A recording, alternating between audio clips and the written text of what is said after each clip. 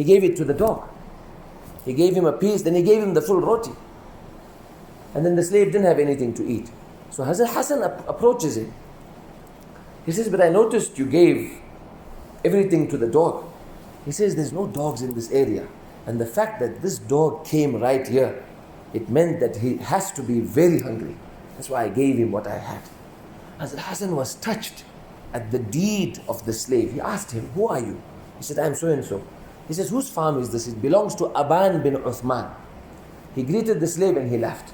After some time, he goes and meets Aban bin Uthman.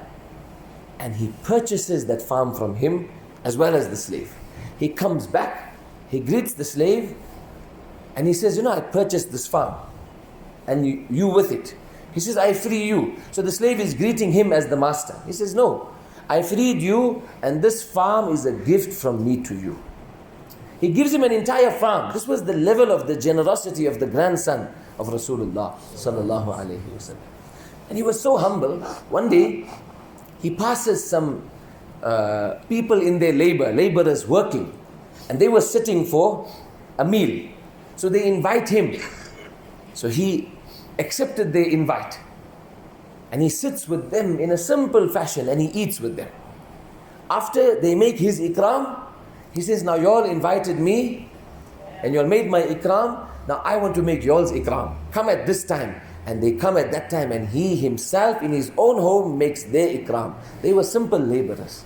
This was the akhlaq of the grandson of Rasulullah ﷺ. One day, himself and his brother Hussein had an argument. So they were upset with each other. So someone advised Hussein that your brother Hasan is elder than you.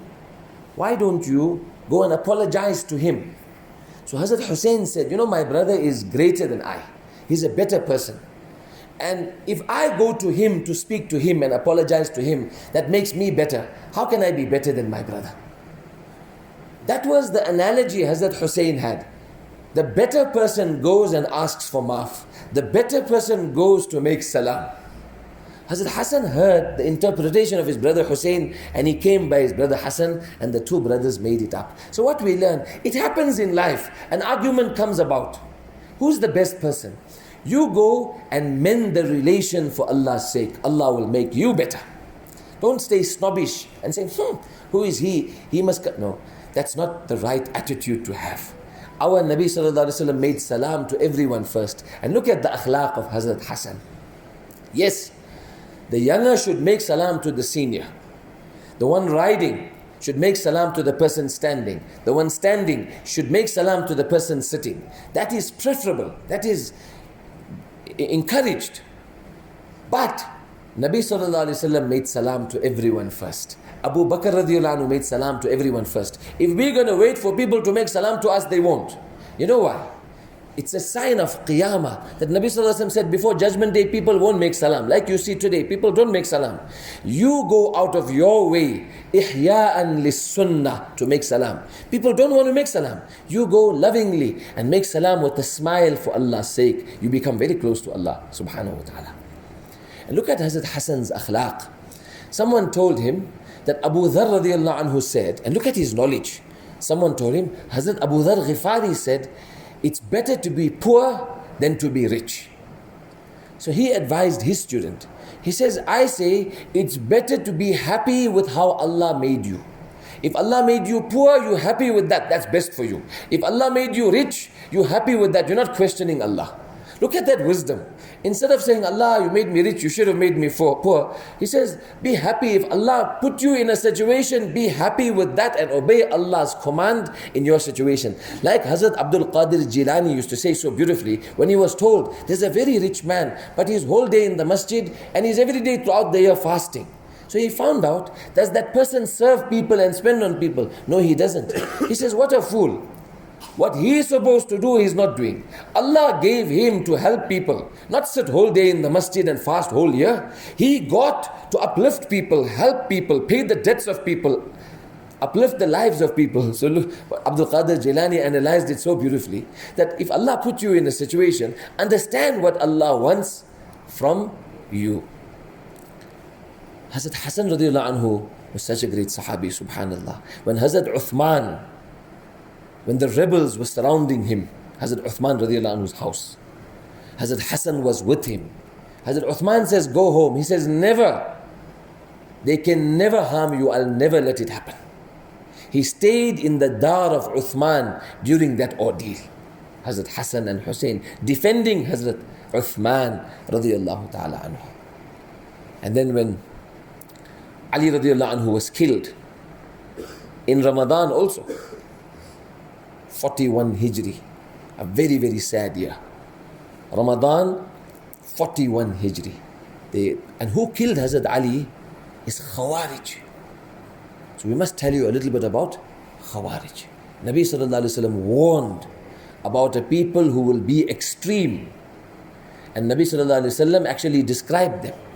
If you look at the way they perform salah and they make ibadah, you will belittle the way you do it. يَحْقِرُ أَحَدُكُمْ صَلَاتَهُ مَعَ صَلَاتِهِمْ. Your ibadat will seem small. These people make so much of ibadah. Imagine how deadly they are.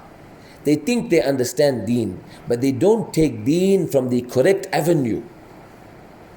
They actually, this man, Ibn Muljim, he went to kill Hazrat Ali. Hazrat Ali was waking up the people for Sari and Tahajjud and Fajr in the month of Ramadan. And this man killed him. And when they wanted to make qisas and kill this individual, Ibn Muljim, you know what he said? They wanted to cut his tongue. He said, don't cut my tongue because I'm all the time in dhikr.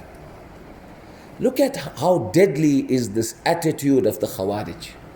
And this is where we, Allahu Akbar, and this is something that carries on. Inshallah, we would discuss some more details on that. Allah Ta'ala give us tawfiq to understand our deen and take deen from the correct avenue. Our deen is learned from heart to heart. Our deen is not haughtiness and arrogance and harming people and making takfir of people. Our deen, subhanallah, is such an amazing pure deen that is pure and pristine. Allah give us tawfiq to love our deen and value our deen and learn our deen from heart to heart and follow the a'imma of fiqh and follow the ulama, and like that we follow deen correctly.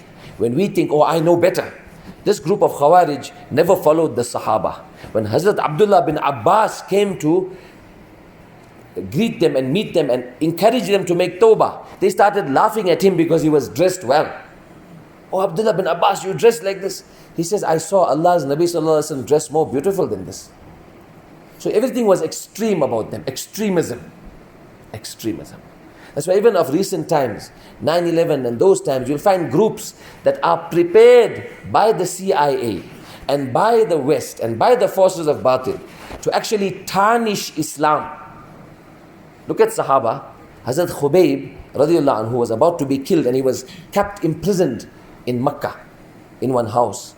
So he was playing with the child. He was tired and he's talking to the child nicely. But he had a blade because he was cleaning himself because they were going to kill him. He wanted to clean his pubic areas. The mother got worried that this man is going to kill my child. He said, how can I kill your child? I'm a Muslim.